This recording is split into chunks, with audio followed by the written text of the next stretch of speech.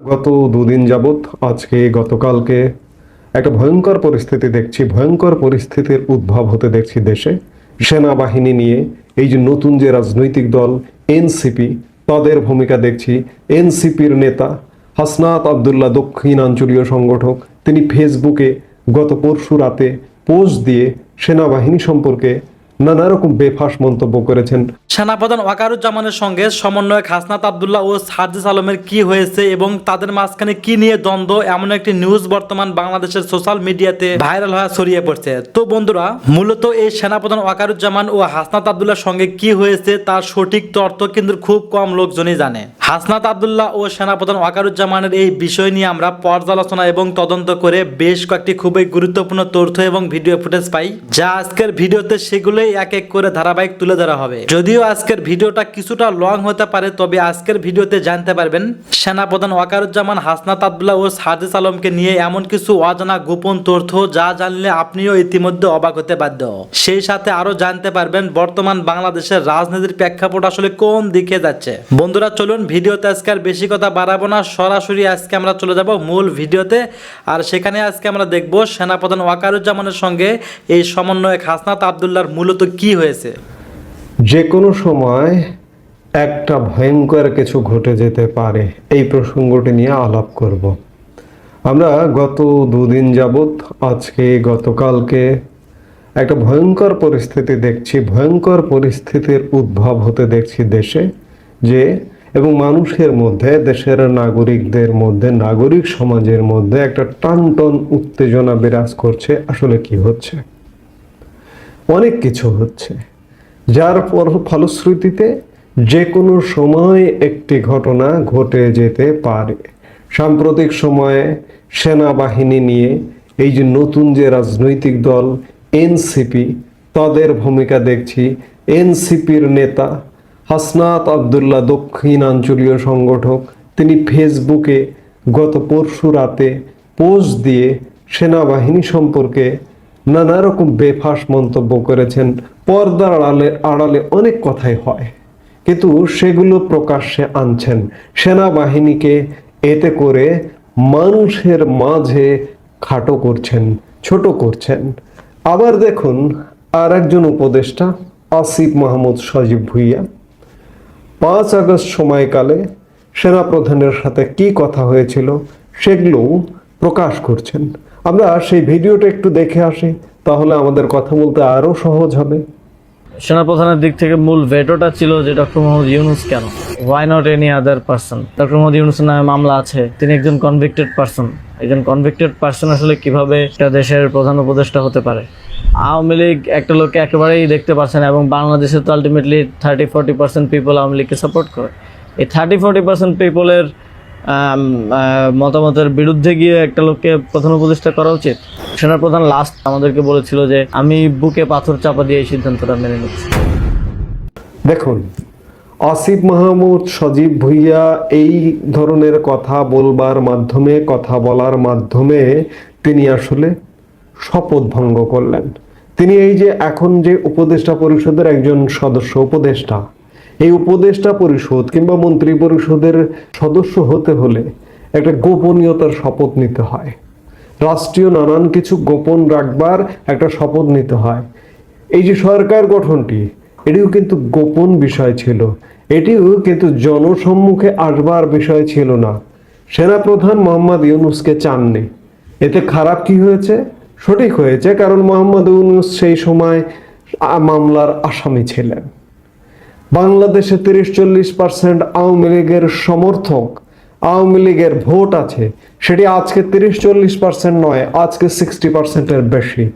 কোনো মিথ্যে কথা তো বলেননি।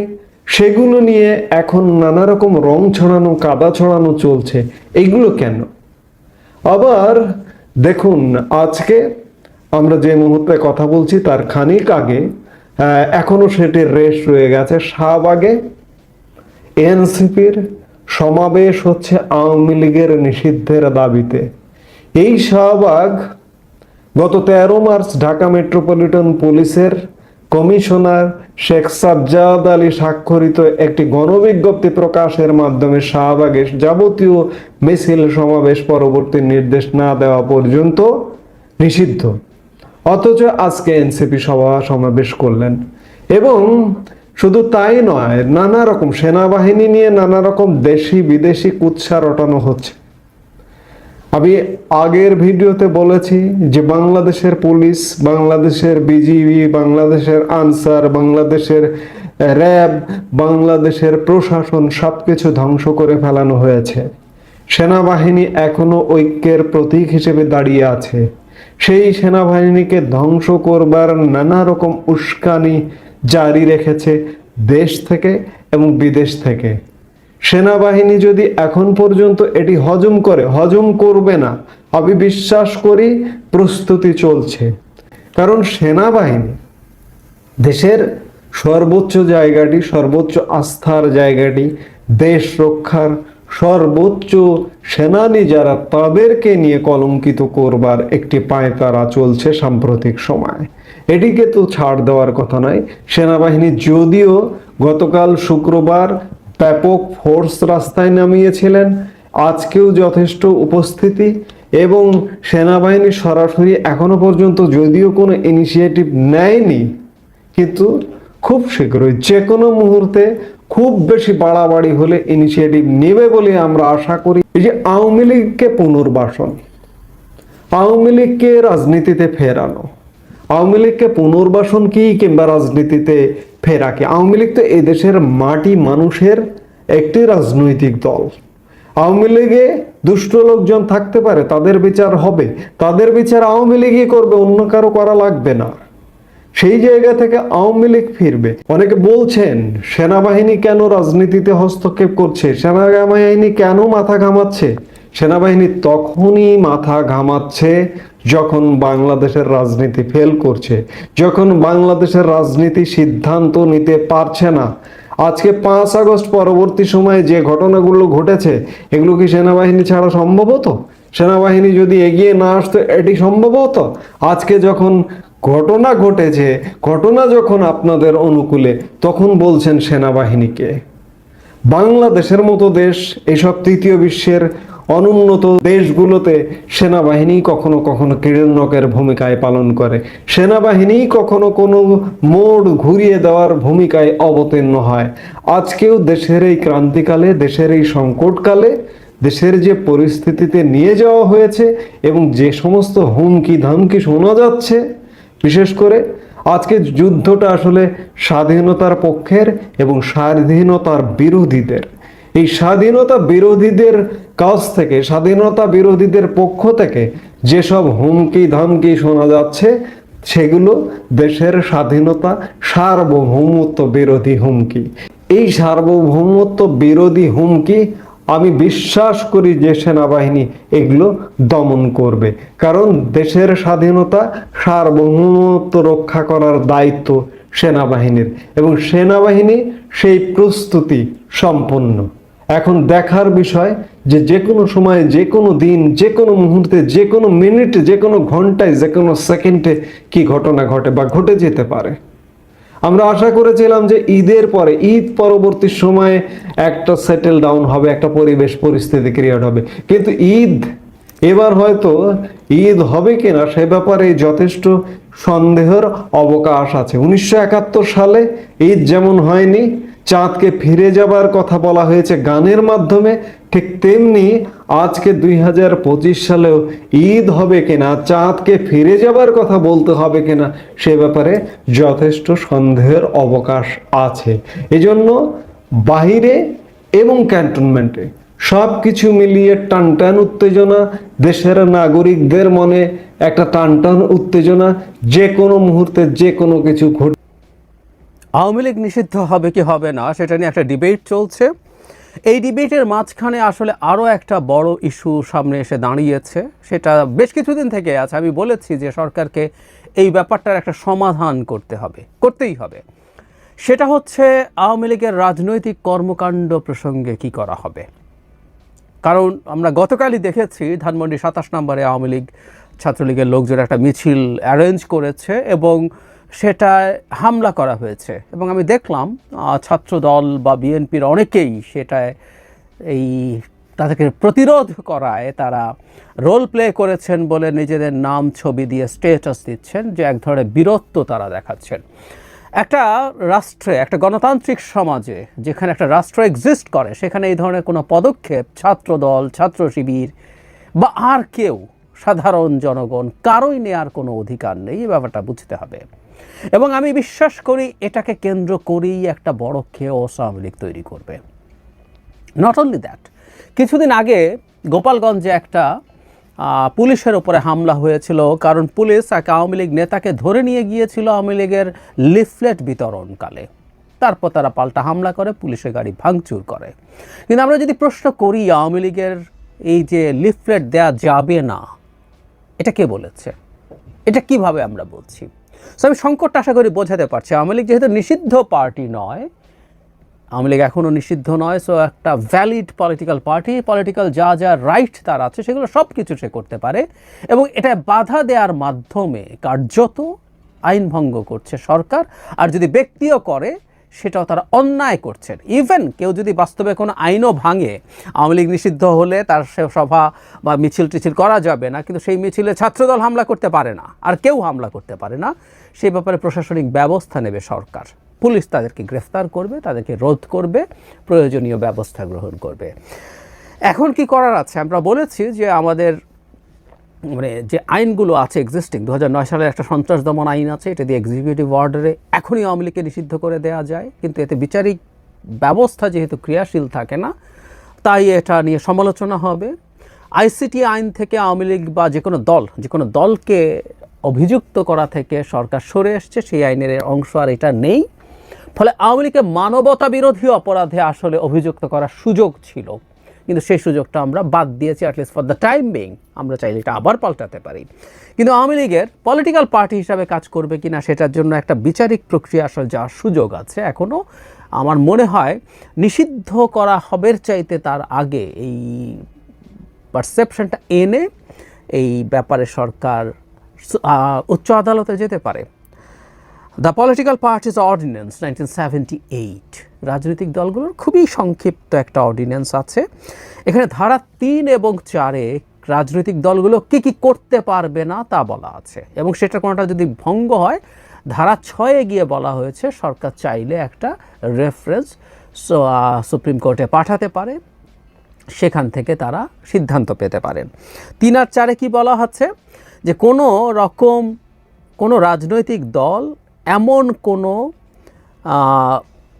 ধারণা বা এমন কোনো আইডিয়া নিয়ে তারা নামতে পারবেন না, সেটা হচ্ছে যেটা আমাদের সভরেন্টি, ইন্টিগ্রিটি অ্যান্ড সিকিউরিটির পরিপন্থী হয়। মানে আওয়ামী লীগ আমাদের সভরেন্টি, ইন্টিগ্রিটি, সিকিউরিটি প্রত্যেকটার বিরুদ্ধে তারা কাজ করেছে, দল হিসেবে কাজ করেছে, আমরা অভিযুক্ত করতে পারি।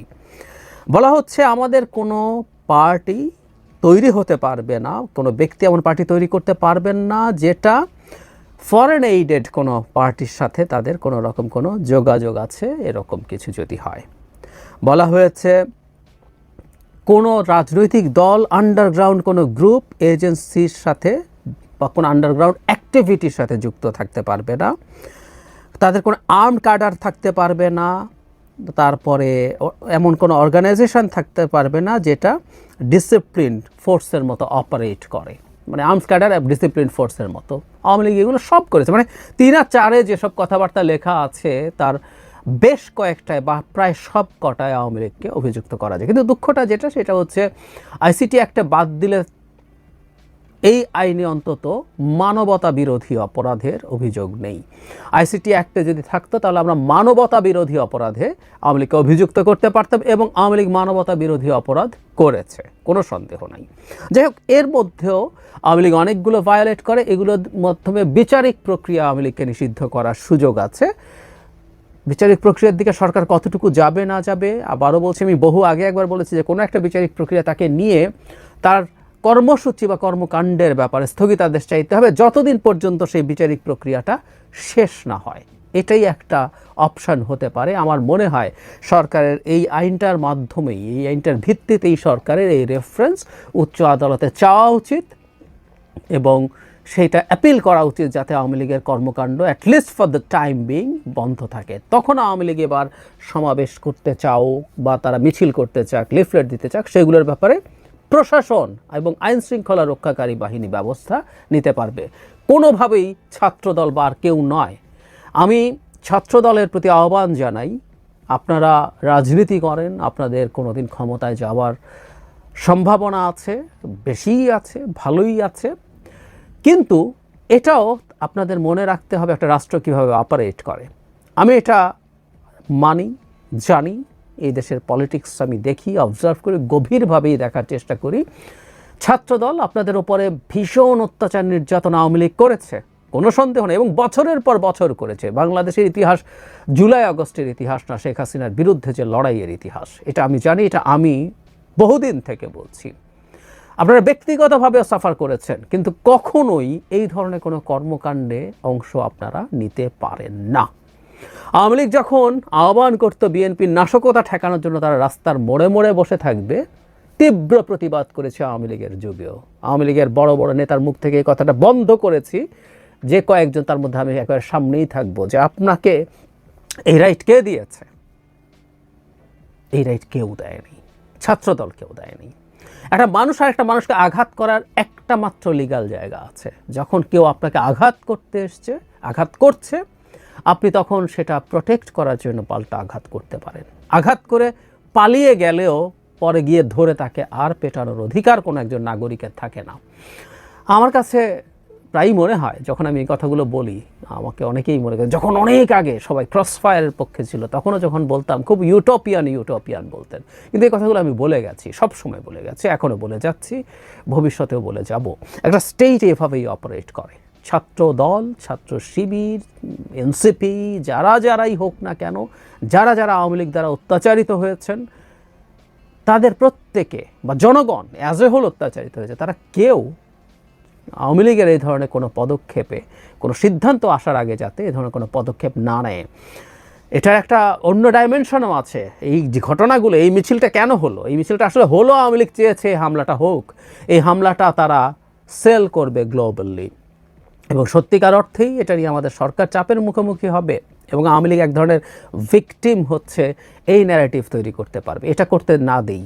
আর এটা যদি নাও থাকে, আমাদের দেশটাকে আমরা গণতান্ত্রিকভাবে গড়ে তুলতে চাই, সো গণতান্ত্রিক রীতিনীতি, একটা আধুনিক গণতান্ত্রিক রাষ্ট্র কিভাবে চলে, যেভাবে চলে, সেভাবেই আসলে আমাদের সব কিছু করতে হবে। এর বাইরে কোনো কিছু হওয়ার কোনো সুযোগ নেই। আসসালামু আলাইকুম ওয়া রাহমাতুল্লাহি ওয়া বারাকাতুহু। সম্মানিত দর্শক, বাংলাদেশের প্রধানতম রাজনৈতিক দল বিএনপির একটি সম্মেলন হয়ে গেছে, এবং এই সম্মেলনের পর সবাই যেটি এক বাক্যে আশা করেছেন যে বিএনপির মহাসচিব পদে পরিবর্তন আসবেন, এবং এখানে সঙ্গত কারণেই দীর্ঘদিন ধরে জনাব সালাউদ্দিন সাহেবের নাম আসছে।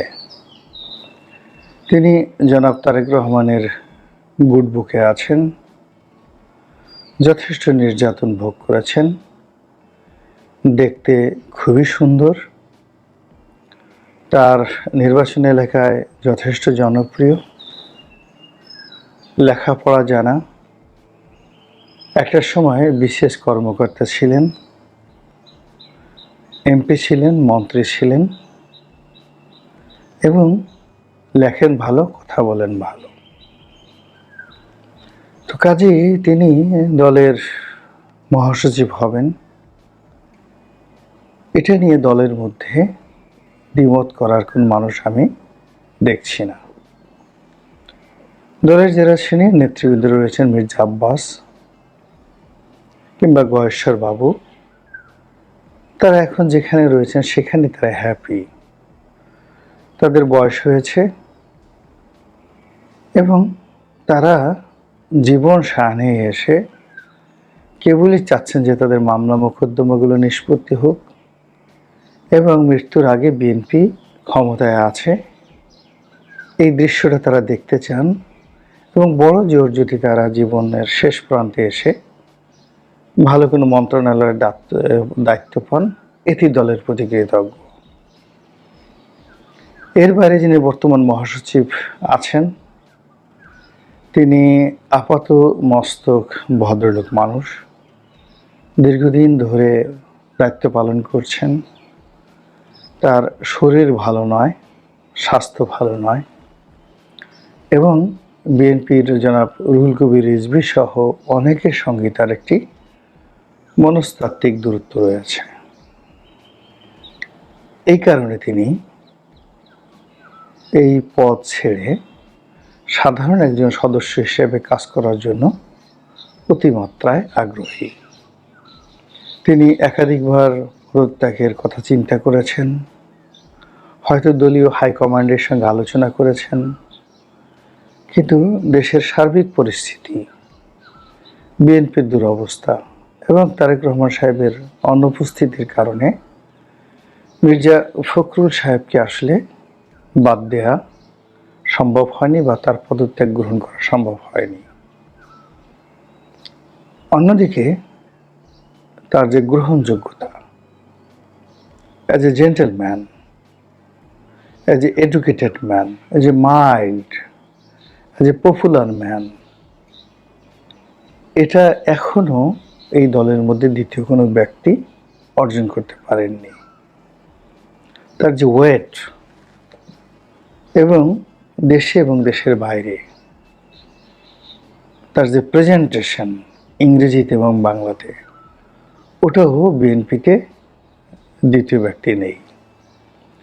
ফলে সালাউদ্দিন সাহেবের যে যোগ্যতা, এটির একটা আলাদা ডাইমেনশন, আর মির্জা ফখরুল সাহেবের যে যোগ্যতা, এটি আলাদা ডাইমেনশন। তো এনিওয়ে, দলের তো সারা জীবন মানুষ সব দলে একই পদে থাকতে পারেন না, এখানে পরিবর্তন আসে, বিএনপিতেও আসবে, এটি স্বাভাবিক।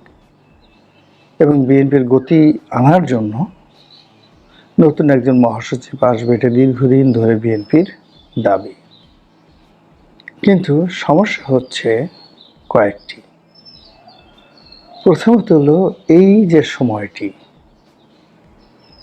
মানে আপাত দৃষ্টিতে মনে হচ্ছে বিএনপির জন্য খুব সুসময়। বিএনপির কিছু লোক চাঁদাবাজি করছে, কিছু লোক সরকারি পদ পদবি দখল করে ফেলেছে, কিছু লোক ব্যবসা বাণিজ্য শুরু করে দিয়েছে, কিছু লোক স্বপ্ন দেখা শুরু করেছে। অনেকে যারা মন্ত্রী হবেন, এমপি হবেন, তারা সাফারি স্যুট, জিয়া স্যুট যেটিকে বলা হয় সেটি, তারপর নতুন রেবন চশমা, নতুন জুতো কেনা শুরু করে দিয়েছেন। এটা যেভাবে সত্য, একই সঙ্গে বিএনপির মধ্যে যারা একটু জ্ঞান রাখেন, গরিমা রাখেন, তারা আবার নতুন করে পালানোর আতঙ্কে আছেন। নতুন একটা দমন পীড়ন, নতুন একটা পরিবর্তন, এবং আরেকটি ১-১১, আরেকটি আক্রমণ, আরেকটি দল ভাঙার প্রক্রিয়া, দলকে ছিন্ন বিচ্ছিন্ন করার প্রক্রিয়া, কিংস পার্টি, তারপরে গৃহপালিত সরকারি দল, গৃহপালিত বিরোধী দল, আর্মি ব্যাকড রাজনৈতিক দল, এই সকল আশঙ্কা বিএনপিকে কুড়ে কুড়ে খাচ্ছে। দ্বিতীয়ত, বিএনপির যিনি সুপ্রিম লিডার এই মুহূর্তে, জনাব তারেক রহমান, তিনি দেশে নাই। দেশে আসার মতো পরিবেশ তার কাছে মনে হচ্ছে না, এবং তার অনুপস্থিতি তার নিজের রাজনৈতিক ক্যারিয়ারকে শেষ করে দিচ্ছে এবং বিএনপিকে শেষ করে দিচ্ছে। অনেকে তাকে ভয় দেখাচ্ছেন যে তিনি বাংলাদেশে এলে তার অবস্থা হবে পাকিস্তানের বেনজির ভুট্টোর মতো, যেখানে সাধারণ মানুষের জীবনের কোনো নিরাপত্তা নেই। সেখানে বিএনপির শীর্ষ নেতা তিনি এলেন, এয়ারপোর্টে ১ কোটি লোক উপস্থিত হলো, মিছিল করে বাসায় দিয়ে গেল, এরপরে একটা মব হলো, একটা ঘটনা ঘটলো। অথবা তিনি সদল বলে চট্টগ্রামে গেলেন, সিলেট গেলেন, তারপর বরিশাল গেলেন, এই যাত্রাপথে একটা দুর্ঘটনা ঘটল। এর কারণ হলো থানা, পুলিশ, প্রশাসন কোনো কিছুর মধ্যেই এখন আর বিশ্বাসযোগ্যতা নেই, নিয়ন্ত্রণ নেই। ফলে বিএনপি যদি তারেক রহমান বিহীন হয়ে যায়, তারেক রহমানকে মাইনাস করা যায়,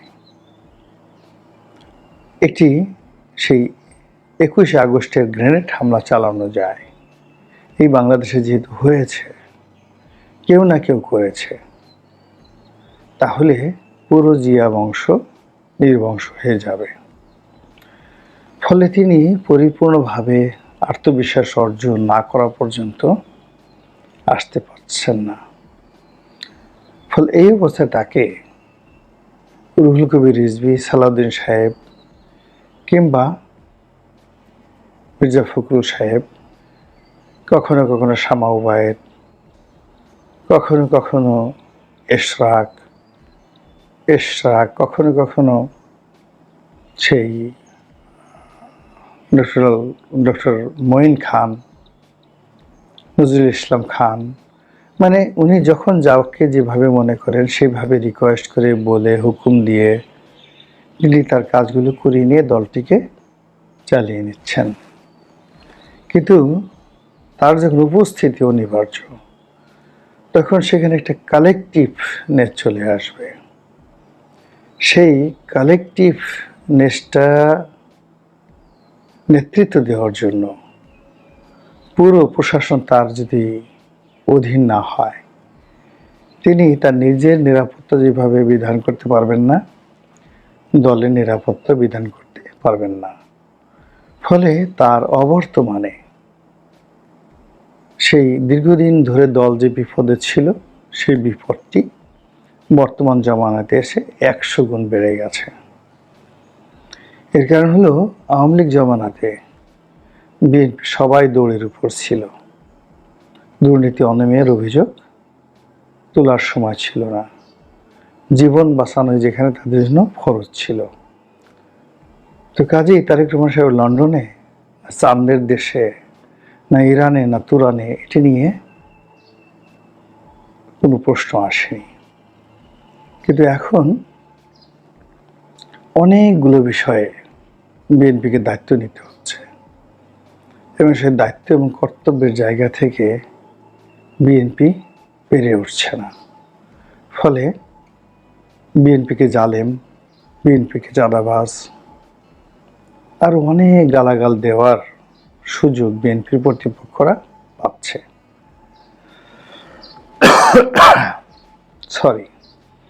এরই মধ্যে বিএনপির সম্মেলন হলো, নতুন মহাসচিব আসবে, কিন্তু এখানে দেখা গেল যে 3 জন নাকি নতুন মহাসচিব দেয়া হবে। এই অভিনব সিদ্ধান্তটি বিএনপির জন্য আত্মঘাতী হয়ে পড়বে। কোন অবস্থাতে এই কাজটি করা ঠিক হবে না। বিএনপিকে যারা তেল মারছে, তারেক রহমান সাহেবকে যারা তেল মারছে, তাদের কথা আলাদা। যারা এটিকে বলছে একটা ডাইনামিক সিদ্ধান্ত, মানব জাতির ইতিহাসে এরকম সিদ্ধান্ত আর কখনো হয়নি, এই সিদ্ধান্তের ফলে বিএনপি অমরত্ব লাভ করবে, এই সিদ্ধান্তের ফলে তারেক রহমান সাহেব বিশ্ব নেতা হয়ে যাবেন, এই সিদ্ধান্তের ফলে বিএনপি তর করে ক্ষমতার একেবারে চূড়ায় পৌঁছে যাবে, এর একটাও সত্য নয়। 3 জন মহাসচিব হওয়ার সঙ্গে সঙ্গে বিএনপি 3টি ধারায় বিভক্ত হয়ে যাবে, কেউ কারো কথা শুনবেন না, এমনকি তারেক রহমান সাহেবের কোনো নিয়ন্ত্রণ থাকবে না।